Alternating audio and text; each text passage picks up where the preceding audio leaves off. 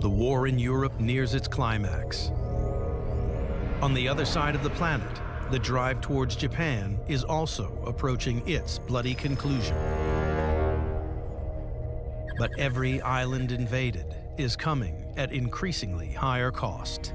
At every stage, the ferocity and intensity of the Japanese defense increases. What they thought were suicidal defense tactics in Saipan are redoubled at Iwojima.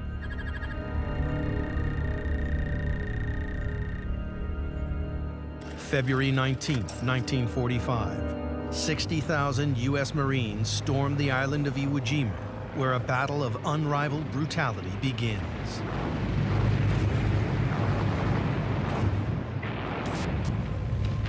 The fighting on Iwojima stands as arguably the fiercest fighting that U.S. military personnel have ever experienced. There was no amount of punishment could be inflicted on the Japanese that would cause them to lose their will. Essentially, they've decided that they are going to die there. When you have that kind of suicidal fervor, it means the sort of tactics that you might have used previously don't work. And so we start using flamethrowers, napalm, tanks up close, a style of battle that raises the level of violence even past what we've seen in earlier parts of World War II, which is hard to imagine. When Iwo Jima falls, Japan suffers 20,000 casualties, compared to 23,000 American, the first time U.S. casualties exceed that of their enemy. As Allied forces prepare to invade Okinawa, the proposed launch pad for the invasion of Japan, the stakes for both sides are vast. The Japanese defenders of Okinawa knew that they were not going to survive, they could not win, but they hoped that by causing enough casualties, creating enough horror, that it might either make the Americans decide not to invade Japan, or at least maybe get the Japanese a better peace offer of some kind. April 1st, 1945. The American Armada approaches its target. Its scale is unmatched in the Pacific War. Okinawa was a military undertaking on a scale that rivaled D-Day. The size of the invasion force, the size of the invasion fleet. 1,200 warships support 3 mass amphibious attack forces hitting the beaches. More than 170,000 troops land eerily unopposed.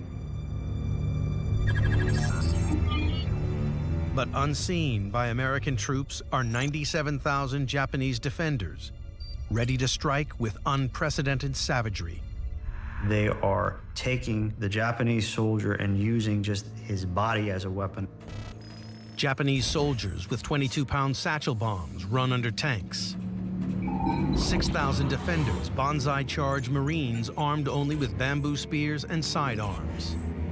In our own time, we make the comparison with suicide bombers, but if you can imagine where entire Japanese units have that depth of commitment, that they would actually suffer mass, essentially suicidal death, rather than surrender their position, that's a very formidable military obstacle. At sea, wave after wave of kamikazes crash into U.S. ships. The kamikazes were especially terrifying to the Americans trying to shoot them down, because how do you deter somebody who's willing to die for something? Their goal is to die, and 18% of the kamikazes hit ships. 404 U.S. ships are struck. When Okinawa finally falls, nearly 100,000 Japanese soldiers and 150,000 civilians lie dead. The U.S. suffers 76,000 casualties, a third of the entire invasion force. The escalation is horrifying here. And these are little islands. And now we're talking about invading the whole Japanese homeland, where there are millions of defenders and even more millions of civilians.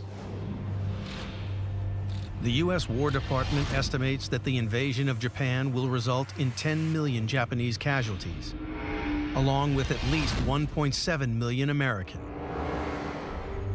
Another solution must be sought. As the Allies celebrate victory in Europe, As Hitler and his Reich go up in flames, America swears in a new president. And Harry Truman is destined to unleash a weapon so fearsome, it will herald in a new dawn of warfare across the globe.